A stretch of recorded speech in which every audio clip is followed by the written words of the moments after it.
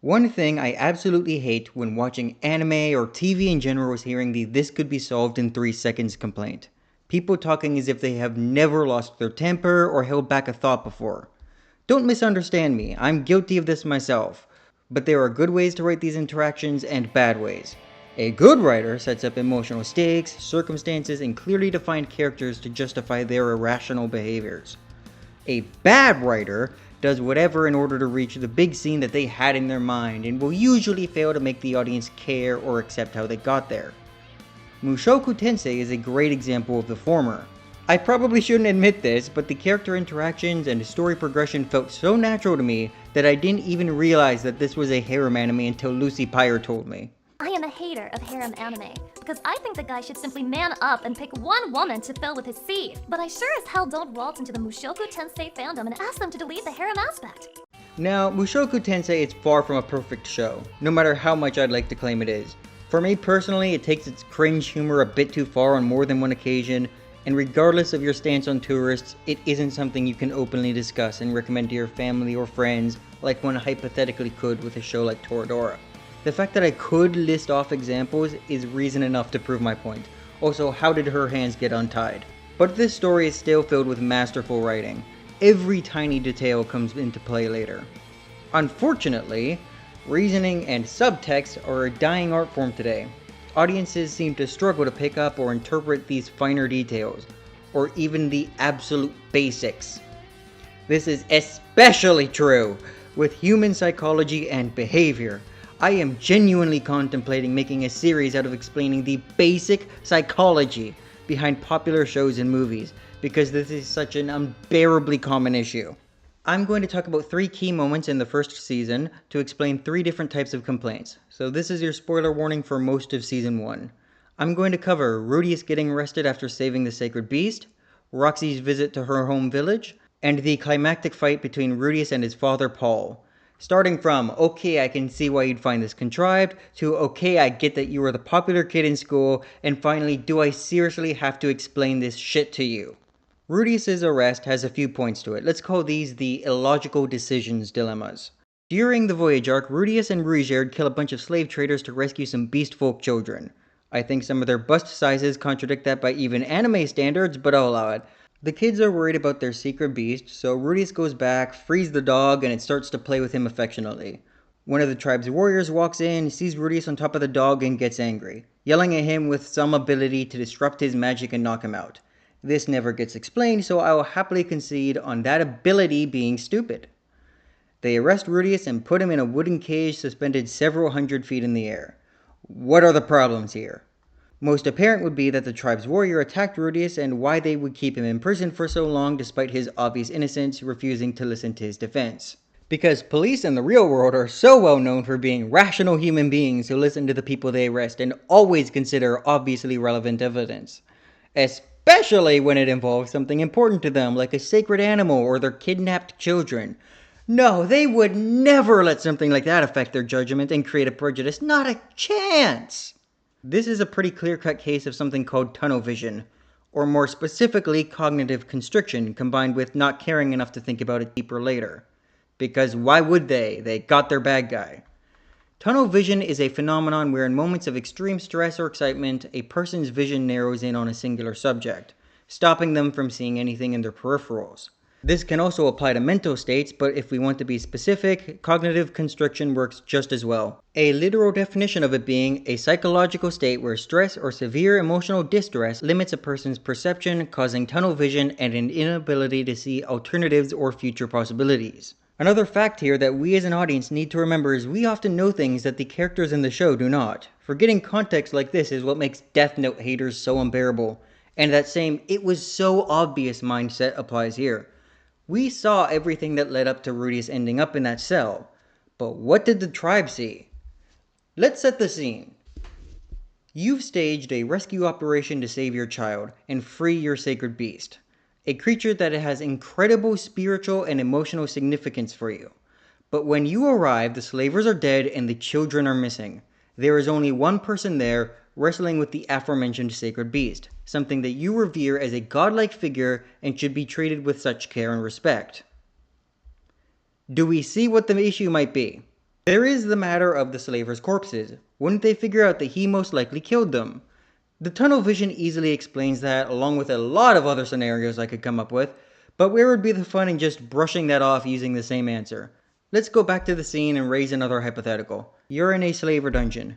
Everyone is dead. You walk in and find your sacred beast loose with someone tackling it.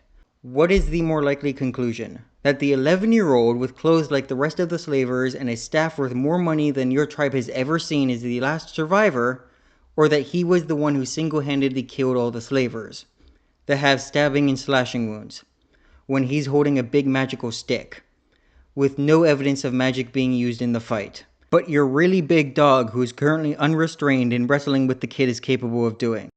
So in a moment of rage, he attacks Rudeus. Then after he's imprisoned, nobody listens to him. Because why would they? They consider him to be a slaver who murders and kidnaps children and defiled their god. Would I'm innocent really cut it for you as a jury member, much less a random citizen with no authority? They got him. Everyone else is dead. The case is closed. Why revisit it? Next is, why didn't Rudeus just burn his wooden cage and escape? Do I really have to explain why he wouldn't want to set the thing he's currently inside of on fire while suspended hundreds of feet off of the ground? Apparently I do, because that was a complaint my father had when we were watching this. This is a personality trait called basic survival instincts. The matter of height was followed with the question of why he wouldn't use his air magic to fly, something that hasn't been established as possible in this world, and I don't think that's something anyone would want to test for the first time from that high up surrounded by fire. That was met with calling the absence of flying with wind magic stupid and a tirade about how garbage the magic system is for completely lacking utility magic. I gave up. Finally, Rudeus was confident that his friends were coming to save him, so why would he risk his life trying to escape from a precariously staged cage in a village filled with warriors possibly capable of knocking him unconscious with a single shout, then running blindly through the forest being hunted by the beastfolk because he has zero idea where he is or what is out there, when his invincible bodyguard was on the way? This is a rare psychological characteristic called common sense. It's a dying breed, but still very important to recognize. A personal trait called laziness also fits if you prefer. It's Rudeus, either are equally likely possibilities. You can count on me. If there's an easier way, you know I'll find it. After it became clear that Eris and Ruijerd weren't coming, Rudeus decided to make his escape, where his cellmate tried to talk him out of doing that because it's a bad idea. This is a sequence where I can see why someone would think it's stupid, and even with the explanations, some of it still ends up being kind of absurd. It's flawed, but not broken. Roxy's return home represents a social stakes dilemma. Roxy can't use telepathy, she can't project or receive thoughts like the rest of the McGurd can, and it actually looks rather painful when they try to use it on her. Because of this, she felt like an outcast as a child and ran away from home. When she returns, some McGurd want to thank her for helping their child and try to talk to her with telepathy. She gets upset and leaves. Why didn't she just use her words? Or, this can be solved with one sentence. Okay, I get it, you were popular, stop bragging. Roxy's inability to use telepathy turned the whole village into a hostile environment for her growing up. If she wasn't being excluded by the very nature of her disability, she was dealing with resentment from the other McGurd for being an inconvenience. So she ran away to escape that. Imagine being deaf in a world where nobody knew what that was and you were the only person in this world who had that disability. Seriously, imagine it. The only way you can communicate with anyone is through writing. Then you have to explain yourself to everyone you meet that you can't hear them, and they need to write down what they want to say. Everyone can do that, it would be really simple, but it is a lot slower and requires much more effort than talking. This is the equivalent of talking for the McGurd, who can send their thoughts to each other instantly with zero effort. Roxy's situation is actually worse. The deaf can read lips to keep up and with practice can talk just fine by focusing on throat vibrations. You can't do that with telepathy. Everyone would need to constantly stop and write down what was being said in every conversation just to include you, the only person in the world with this issue. School, social events, your own family, you are a problem for everyone you meet that they would need to accommodate. And that is assuming that everyone would be willing to go to that effort, when in reality many wouldn't. How horrible would that be for anyone, let alone a child? If you are incapable of understanding why that would be an awful experience as a child, you are beyond reason.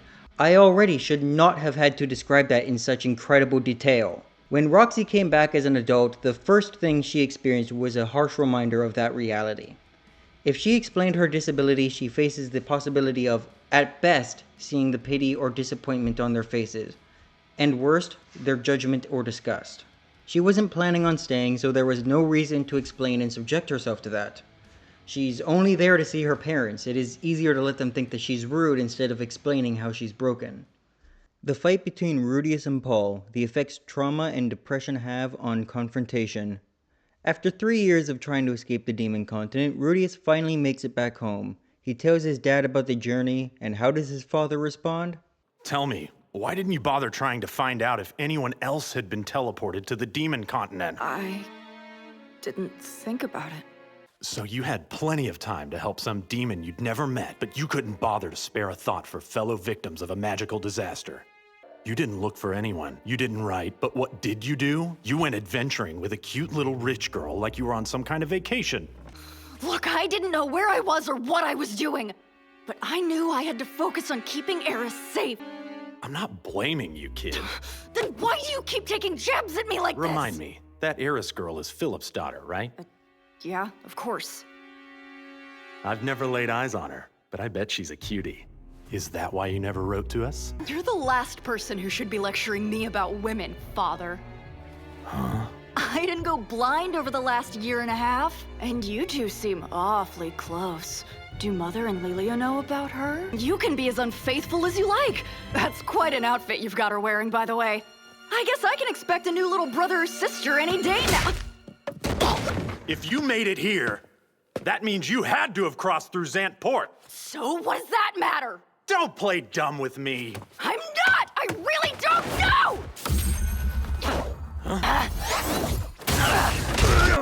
You little... No! What do you want from me? I did my best, okay? Apparently, this could be resolved in one sentence. I did go to the guild, but I didn't see the letter. Oh my Midas, do I seriously have to explain this shit to you? I feel like anybody could understand this scene just by looking at it. It gives you all of the context you would need to figure out what was going on. But apparently not, so to understand this scene better, let's get to know the two characters involved. Rudeus Notos Greyrat, first child of Paul and Zenith, a reborn shut-in who is approaching the age of 40 before getting kicked out and dying trying to save a girl from a car accident. Despite his internal age, it is made clear at several points in the show that he never emotionally matured much after his traumatic incident. If anything, he regressed, while his inner personality grew increasingly more corrupted as his shame and depression grew, turning to lust and perversion to fill the void. As a reincarnated child, he quickly learned magic after finding some spellcasting books in the attic. He practiced all day and night for over a year, and his infantile body allowed himself the opportunity for rapid advancement. He received training under the water saint Roxy, and in 2 short years caught up to her. When she left, Rudeus made a new friend, Sylphie. He quickly fell in love with her and never wanted to leave her side. After finding out she also had a talent for magic, he starts teaching her and wants to get a job to pay for their tuition to a magic university. Paul finds him a tutoring job, but it would mean leaving Sylphie behind, so he beats Rudeus unconscious and tosses him in a caravan before he can protest. In spite of this, he still looked up to his father greatly. Paul Notos Greyrat, aka the Himbo. Paul's most reputable character trait is being a ladies' man, a playboy adventurer who settled down with his wife Zenith after conceiving a child. He's one of the greatest swordsmen in Asura, advanced in all 3 sword styles, in peak physical condition, and is willing to do whatever it takes to win. He is a man used to winning and solving any problem, but he is still immature and prone to aggression when he feels scared or intimidated, most likely as a result of his arrogance. This first comes to light when he hits Rudeus for getting into a fight and wouldn't allow him to explain himself. Paul was to a degree unsettled by how mature and intelligent his son was, and clung to the opportunity of him being reckless. He tried to stop Rudeus from explaining himself, hoping that would make him more normal. When he knocks Rudeus unconscious and ships him off with Laine, he did it so that he wouldn't have to argue with him, because he knew he would lose the argument. In the Mana disaster, he lost his wife, Lilia, and his second daughter, Aisha. He traveled for months trying to find his way home, keeping his first daughter, Norn, safe. He managed to make it back, but there was nothing left. He started a rescue operation for all the displaced victims, hoping to find Zenith, Lilia, and Aisha in the process. He puts letters up at the guild halls and refugee camps for Rudeus, saying he's confident in his son's ability to survive and hopes he can count on his help. 2 years go by without a word. Paul's hope continues to drain further as time goes on. He's losing sleep and turns to alcoholism to cope, but always puts on a smile when his daughter is in the room. He continues searching and rescuing victims who were sold into slavery and trafficking. His own hope would likely have become a cancer on his mind by this point, a source of constant pain. Then one morning, his crew gets attacked while he was drinking off a hangover. The attacker ends up being his long-lost son, Rudy. Rudeus tells him of the great adventure he went on. Paul listens the whole time, increasingly more frustrated at the story until he snaps at Rudeus and a fight ensues. These are two very damaged and emotionally vulnerable men. A son excited to be reunited with his father, and a father who should be excited to see his son again, but turmoil and frustration are eating him up inside. Paul Greyrat and Rudeus Greyrat. Rudeus Greyrat has a textbook case of PTSD, otherwise known as post-traumatic stress disorder. While he has made great progress up to this point in the show, such as overcoming his agoraphobia with the help of his tutor Roxy, he has a lot more healing to do. Paul has every right to have developed PTSD from the Mana disaster, but his symptoms align far more with a major depressive episode, if not full-blown depression.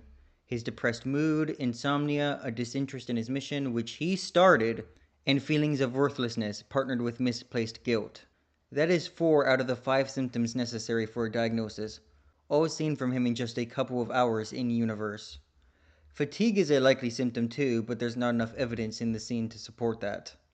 On top of all of that, Paul exhibited clear signs of aggravated aggression. While this is not necessarily a symptom of depressive episodes and other depression-related disorders, it is a common-sense side effect. If you're depressed, you're prone to anger. But since that didn't occur to some people, I will back that up by quoting directly from the textbook Diagnostic and Statistical Manual of Mental Disorders, edition DSM-5-TR. Many individuals report or exhibit increased irritability, e.g., persistent anger, a tendency to respond to events with angry outbursts or blaming others, an exaggerated sense of frustration over minor matters. Does any of that sound familiar? Look, I'll grant you that Rudeus is impressive. Doesn't that just prove my point? My boy's a genius. So excuse me for expecting him to put those talents to use from time to time. I'm not in the wrong here. Shut up, of course you are. What? If it was as much of a struggle as you say, why would he try to act like the whole trip was some big fun adventure? Because he didn't want to worry dear old dad, obviously. Ha, I guess you're right. I mean, look at me. Weak-willed and drowning in booze to ignore my own failures? That must look real pathetic to my little prodigy, huh? Why did Paul snap, and why did Rudeus fly off the handle in response?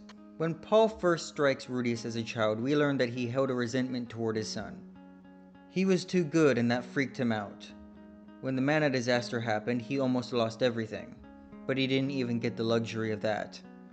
With Norn in his care, he had to stay strong for her sake. He didn't get the opportunity to hit rock bottom, so he worked and repressed it all, which made him into a ticking time bomb. The longer he searched, the worse it got. Then he started drinking, and self-loathing kicked in about that time too. So when he met Rudeus, he was a man who was already prone to fits of unprovoked aggression, now filled with repressed anger and despair, with an unhealthy dose of guilt and self-loathing for his inability to find his family. Then his prodigal son returns, the one he put all his confidence into at the start. The son he feared was dead or captured. He had left messages for him everywhere but never heard back. He's listening to his son talk about what a great adventure he had, while he's stuck thinking about how his life has been hell for the past 3 years. Rudeus didn't worry or think about anybody else. He had been spared. The unfairness drives Paul to the brink. Then Rudeus says he never saw the letters that Paul had put up for him, which doesn't make any sense. Paul isn't thinking straight by now. He snaps and starts yelling at Rudeus about how unfair the situation was and how irresponsible he had been. As a reflex, Rudeus snaps back, trying to make Paul back down like he usually does. He takes a jab at his integrity, accusing him of cheating on his wife again, and digs in the knife of his past infidelity, not realizing that Paul's attempt to repair his family was the one glass wall keeping him together, and Rudeus just smashed it. Any day now! All of Paul's pent-up rage is now projected onto Rudeus. Paul punches him, a momentary break, but he catches himself. Paul continues to confront Rudeus about why he never reached out. Now in pain, Rudeus tries to strike back, and launches Paul into the air, then straddles him. His trauma from his first life starts to resurface, mixing with his own sudden guilt and frustrations about his current failures. He goes into a blind, screaming rage, punching his father who either refuses or is unable to fight back now, until Norn intervenes and snaps him out of it.